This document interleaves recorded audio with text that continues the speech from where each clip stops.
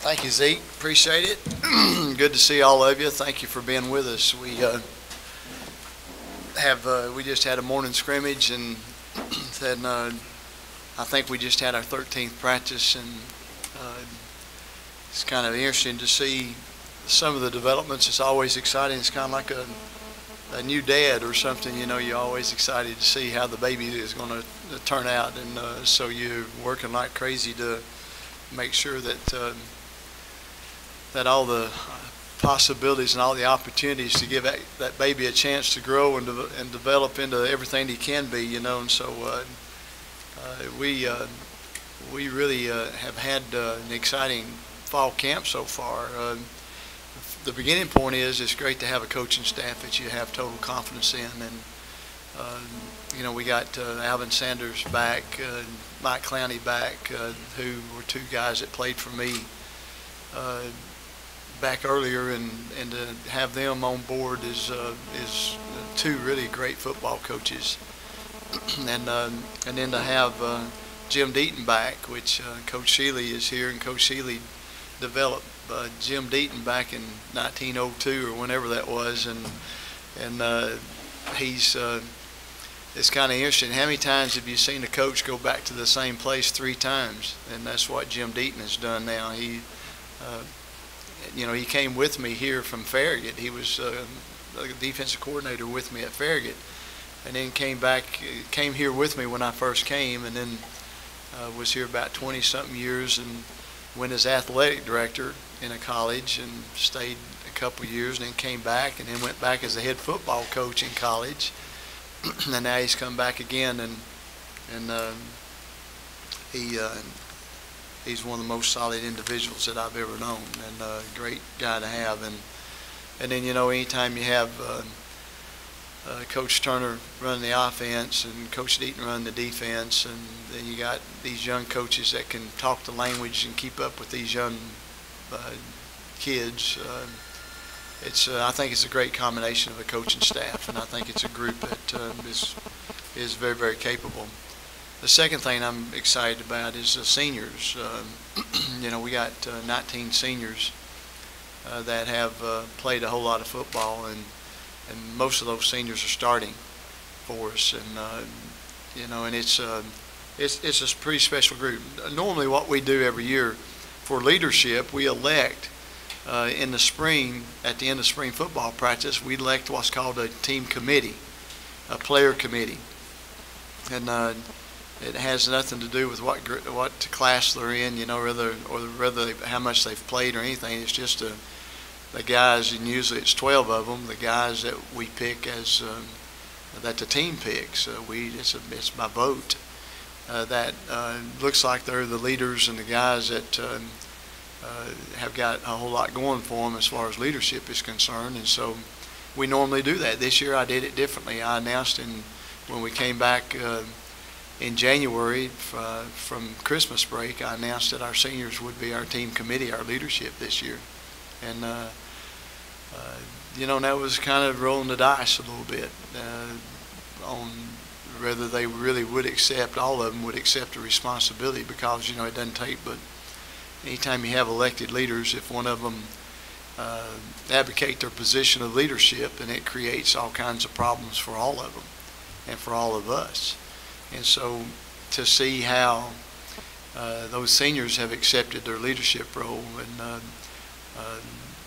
it's been pretty good. You know, usually I think yesterday was our second day of 3-a-day practices. We have 3-a-day practices. I know most people will have 2-a-day practices. We have 3-a-days because we want to challenge them over and beyond what's normal, so that they have to find out what's inside of them. And it's amazing what they can do if their minds will let them. And so that's basically, you know, it's like everything else. You are what you think you are, and you respond in the way you think. You can't overcome negative thinking. You know, you think out of your belief system. If you believe certain things, then you're going to think that way, and that's going to determine your attitude, and your attitude is going to determine your performance. And so that's kind of the way we've challenged this group, and they've done a great job. and really a quality group of players. When I got up there in the mountains with them, we always take them up in the mountains for a couple of days, and we went to a place called Harmon Den off the interstate, and went up in the middle of the mountains, and at about 5,000 elevation, and did some leadership stuff, and it was fun just to hang out with them. And we finished it up by going whitewater rafting, and some of those guys had never been in water, much less whitewater rafting, and so that was kind of a fun experience. I looked around one time, there was 7 of them in a raft, and I looked around, and there was 5 of them airborne at the same time, and that was they weren't sure that was as much fun as I thought it was, and so it was interesting stuff. But good possibilities to talk about all the things that happen in our lives that we have to deal with. So a good group of seniors, glad to have the leadership, excited about the leadership that we have. And then, of course, our theme this year is to be real. It's based on Romans 12:2. As you always know, I always base the theme on Scripture, because then I know it's going to be okay. It's not something old Coach Sparks just made up. In Romans 12:2, it says, "Do not be conformed by this world or this age, but be transformed from within by the renewing of your mind, so that you'll know God's good and perfect will for your life." And so, that's I couldn't think of anything better than to work toward knowing God's good and perfect will for our lives. I can't think of anything better than that. So that was the reason we picked that theme.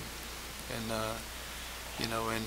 and to be transformed. It's interesting, all these Transformer movies that are on right now, that fits in pretty good to be transformed and into something that is special. I did something this summer that I've never done before. I developed a notebook, and if you want to ask them about their notebook, it might be an interesting question. It's 150 something pages. I didn't start off. I ended up basically writing a book, and it's 150 pages long, and it's got everything in there. It talks about the Eagle Way. The notebook is the title of it is The Eagle Way, and got some designers in here that helped us design the cover of it. And by the way, that's a pretty good cover in it. And so it's called The Eagle Way, and it talks about, to start with, why the Eagle Way. What is the Eagle Way? and it's quite a collection of thoughts as far as why we do what we do. Why do we do it? And how do we do it? And then we get into the real part. Being real is right, doing it right, having the right relationships. That's basically what we talk about in the R for the, what's that word that you use? What is it? Huh? No, when you take the first letter of a word and you acrostic, is that? No, it's an acrostic.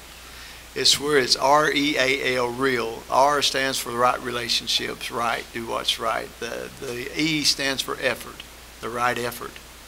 The A stands for right attitude, and the L stands for right living. And so that's what we did and that's the next 4 sections of the notebook. And of course, it's got quotes from everybody from Mark Packard. That's not right. Don't tell him I said that. He'll be cocky about it. But quotes from everybody the politicians and everybody. Got a lot of quotes from Tony Dungy, who of course is a friend, and we had Jim Tressel down here this fall, and we got some quotes from him. But anyway, it's a great collection of ideas, I think, that they'll take with them for the rest of their life, hopefully, and apply it to their lives. And so